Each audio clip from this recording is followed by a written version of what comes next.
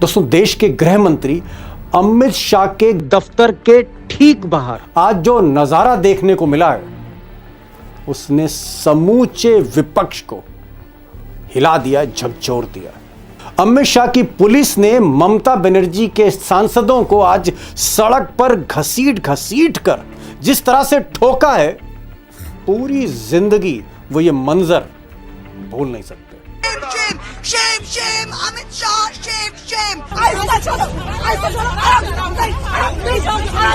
You're seeing what is happening to MPs. All our MPs have been picked up.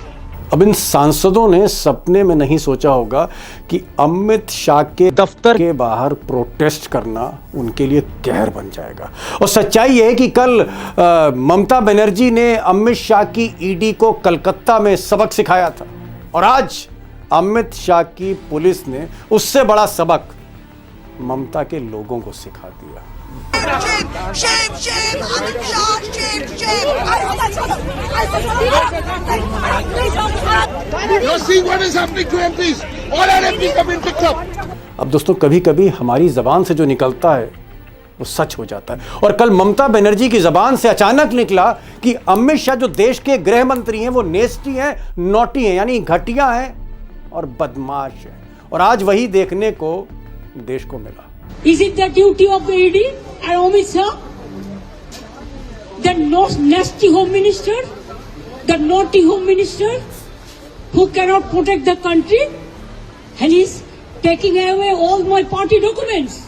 अब दोस्तों, जो इन सांसदों के साथ अमित शाह दफ्तर के बाहर हुआ, मुझे ऐसा लगता है कि जो नैतिक जिम्मेदारी है वो मिस्टर शाह की, वही असली कसूरवार है। और उसकी वजह मैं इसलिए बता रहा हूं कि अगर आप दिल्ली पुलिस का स्ट्रक्चर देखिए तो पुलिस कमिश्नर लेफ्टिनेंट गवर्नर को रिपोर्ट करता है, दिल्ली के एलजी को रिपोर्ट करता है, और दिल्ली के जो एलजी हैं उनके बॉस अमित शाह, वो LG Amit Shah home minister को रिपोर्ट करता है। तो एक तरह से जो दिल्ली पुलिस है उसका माई बाप, उसका बिग बॉस अमित शाह है। और यह भी सच है कि अमित शाह की इजाजत के बगैर दिल्ली पुलिस में पत्ता भी नहीं हिलता। तो जो कुछ आज हुआ, इसलिए मैं कह रहा हूं उसकी जिम्मेदारी कहीं ना कहीं मिस्टर शाह की है।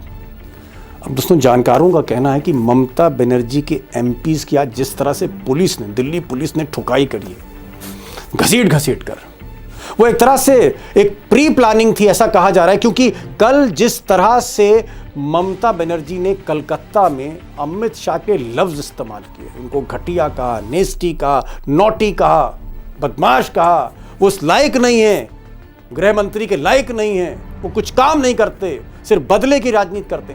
ये जो बातें ममता बनर्जी ने कही, उससे अमित शाह डिस्टर्ब थे, अमित शाह के लोग डिस्टर्ब थे, और इसलिए सबक सिखाने का इरादा तो था। लेकिन बात दोस्तों यहाँ खत्म नहीं हुई, बात यहाँ खत्म नहीं होती।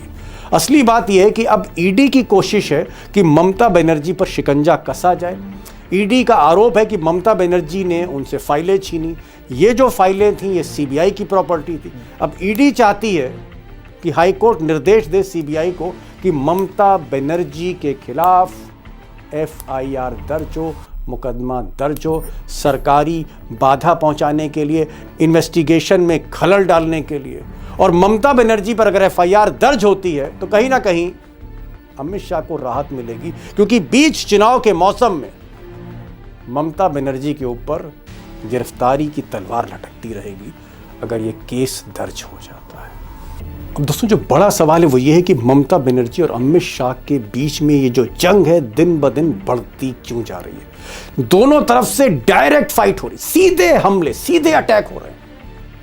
ऐसा हिंदुस्तान के इतिहास में किसी यूनियन होम मिनिस्टर, किसी केंद्रीय गृह मंत्री और मुख्यमंत्री के बीच में इस तरह का झगड़ा, इस तरह का युद्ध कभी नहीं देखा गया। और ये युद्ध धीरे धीरे बढ़ता चला जा रहा है। दरअसल बीजेपी ने बंगाल का सारा चार्ज मिस्टर अमित शाह को दे रखा है, और अमित शाह का इरादा है कि वो किसी भी तरह इस बार बंगाल को जीत लें, साम दाम दंड भेद किसी भी आधार पर, किसी भी जोड़ तोड़ से। और इसीलिए वो बार बार कह रहे हैं कि इस बार बंगाल बीजेपी के खाते में जा रहा है। और ये जो ममता बनर्जी हैं, ये जो हिटलर हैं, ये कभी भी अपने भतीजे को मुख्यमंत्री की कुर्सी पर नहीं बैठा पाएंगी, क्योंकि अप्रैल के बाद जब नतीजे आएंगे बंगाल के, ये जो कुर्सी है मुख्यमंत्री की, ये बीजेपी को मिलेगी। सुनिए, अमित शाह को भी सुन लीजिए। ये दीदी और भतीजा का जो जुर्म है ना जुर्म, जोर से बोलो, है ना जुर्म। ये जुर्म को हटाने का एकमात्र रास्ता भारतीय जनता पार्टी। अब दोस्तों, हर कीमत पर अमित शाह बंगाल को क्यों चाहते हैं, क्यों जीतना चाहते हैं, फतेह करना चाहते हैं, इस पर मैं बाद में आऊंगा, उनका पॉलिटिकल ऑब्जेक्टिव क्या है। लेकिन पहले बात करते हैं कि अमित शाह की स्ट्रैटेजी क्या, उनकी रणनीति क्या, वो कौन सा खेल कर रहे हैं, तिगड़म कर रहे हैं। उसकी वजह यह है कि अमित शाह को भी मालूम है कि बंगाल में जिस तरह का वोट बैंक है, जिस तरह की डेमोग्राफी है, जिस तरह के सामाजिक समीकरण है, बीजेपी के लिए बंगाल जीतना बहुत मुश्किल है। कई ऐसी सीटें, और लगभग 100 से ज्यादा सीटें हैं, 125 सीटें हैं, जहां 30% या 25% मुस्लिम हैं, निर्णायक है, जो बीजेपी के साथ जा नहीं सकते। आप यूं कह सकते हैं कि ममता बनर्जी का खाता ही 100 सीट से खुलता है। ऐसे में बंगाल कैसे जीतेंगे? और इसलिए अमित शाह हर तिगड़म इस्तेमाल कर रहे हैं, हर तिगड़म इस्तेमाल कर रहे हैं। अब दोस्तों, 2014 में जब प्रधानमंत्री मोदी ने पहली बार शपथ ली प्रधानमंत्री की, उस वक्त अमित शाह जो थे बीजेपी के अध्यक्ष बनाए गए, और अध्यक्ष बनते ही शाह साहब को एक मौका लगा हाथ, एक ऐसा मौका हाथ में लगा, यूं कहिए किस्मत खुली, लॉटरी खुली, कि सुप्रीम कोर्ट के आदेश पर सीबीआई को एक जांच उस वक्त मिल गई थी। और वो जांच थी Saradha group of companies chit fund का एक बड़ा स्कैम था, अरबों रुपए का स्कैम था। अब ये जांच जैसे ही मिली सीबीआई को, तो आप कह सकते हैं कि बीजेपी की लॉटरी लग गई। और बंगाल में इसी चिट फंड के केस से, सीबीआई के केस से डरा धमका के ममता बनर्जी की पार्टी तोड़ी जाने लगी। अब इस केस में ममता बनर्जी के बड़े बड़े नेता इन्वॉल्व थे, तमाम सबूत थे, जैसे मुकुल राय या फिर शुवेंदु अधिकारी, जो आज की तारीख में बीजेपी में। अमित शाह ने इन नेताओं को डरा धमका कर बीजेपी में शामिल करना शुरू किया। और एक समय ऐसा आया जब ममता बनर्जी के तकरीबन दर्जन भर नेता पार्टी छोड़ के बीजेपी में आ गए। और आप कह सकते हैं कि ये जो पहला प्रयोग था ईडी और सीबीआई से डरा धमका कर पार्टी तोड़ने का, फिर उनको अपनी वॉशिंग मशीन में डाल के धोने का, क्लीन करने का, ये खेल जो शुरू हुआ, शाह साहब ने बंगाल से शुरू किया। लेकिन मामला सिर्फ चिट फंड स्कीम तक सीमित नहीं था। एक और मामला सामने आया, बीजेपी को एक और मौका मिला जब सीआईएसएफ ने पश्चिम बंगाल में कुछ जिलों में कोयले की तस्करी का एक बड़ा घोटाला, बड़ा स्कैंडल पकड़ा। इस स्कैंडल में एक माफिया डॉन पकड़े गए जिनका नाम अनूप माझी था, जो सारा कोयला, चोरी का कोयला, तस्करी का कोयला इकट्ठा करते थे, बल्क में बेचते थे। खरबों रुपए का खेल था। अनूप माझी पकड़ा गया और उसके बाद शुरू हुआ बीजेपी का खेल।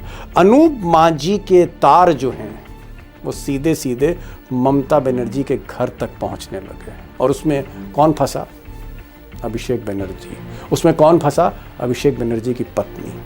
और ये जो पति पत्नी, यानी आप कह सकते हैं ममता बनर्जी के भतीजे और ममता बनर्जी की जब बहू फंसी तो टीएमसी हिलने लगी। और यहां पर मैं कहना चाहूंगा कि कल जो रेड पड़ी है ममता बनर्जी के राजनीतिक सलाहकार, पॉलिटिकल कंसल्टेंसी की फर्म आईपैक, वो भी इसी कोयले स्कैम से जुड़ी हुई थी। और ऐसा कहा जा रहा है कि ये जो कोयले का पैसा था, जो अनूप माझी के जरिए टीएमसी के नेताओं तक पहुंच रहा था, वही पैसा जो है आईपैक को दिया जा रहा था। मेरे पास कोई साक्ष्य नहीं, लेकिन ये आरोप हैं, ये एक तरह की घेराबंदी है जो अमित शाह की ईडी वहां पर कर रही है।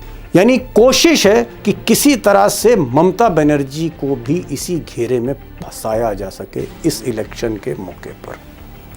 अब अगर आप अमित शाह के पॉइंट ऑफ व्यू से स्ट्रैटेजी उनकी देखें तो स्ट्रैटेजी बड़ी स्पष्ट है।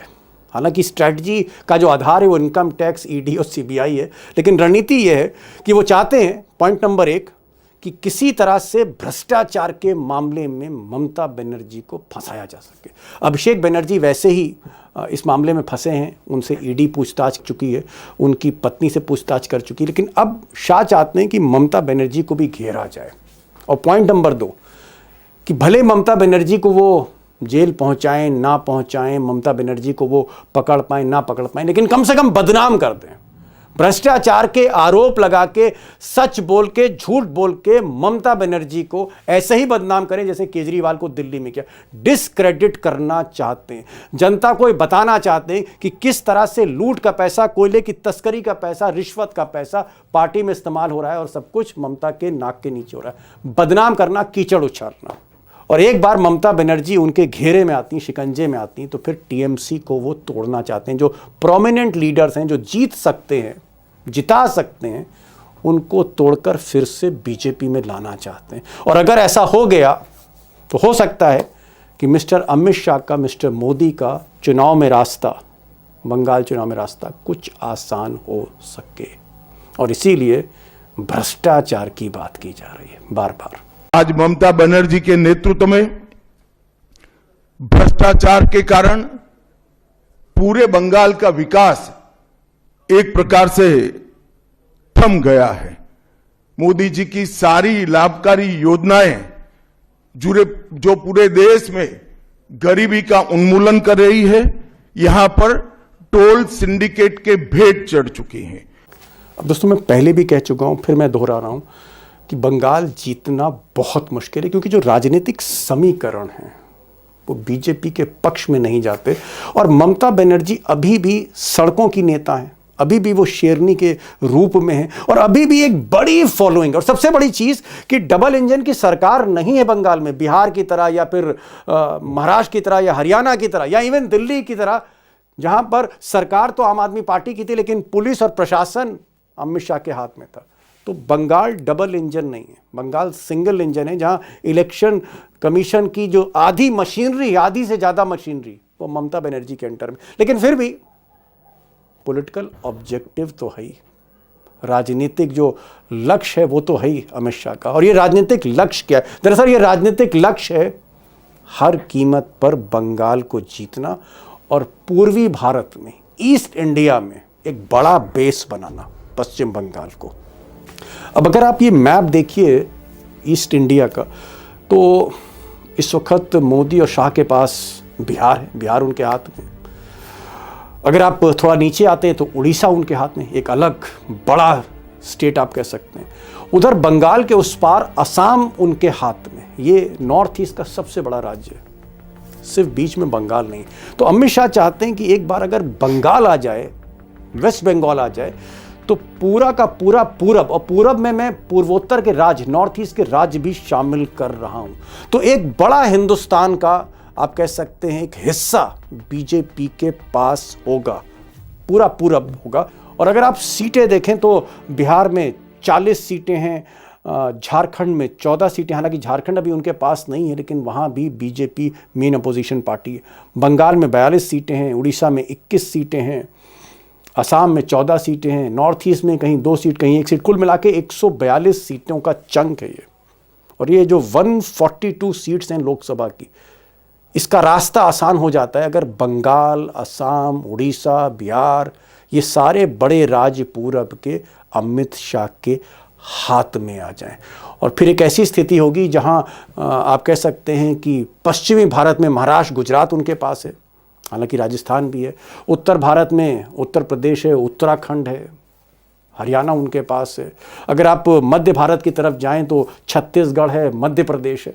कुल मिलाकर पश्चिम है, उत्तर है, मध्य है, पूरब नहीं है पूरी तौर पे।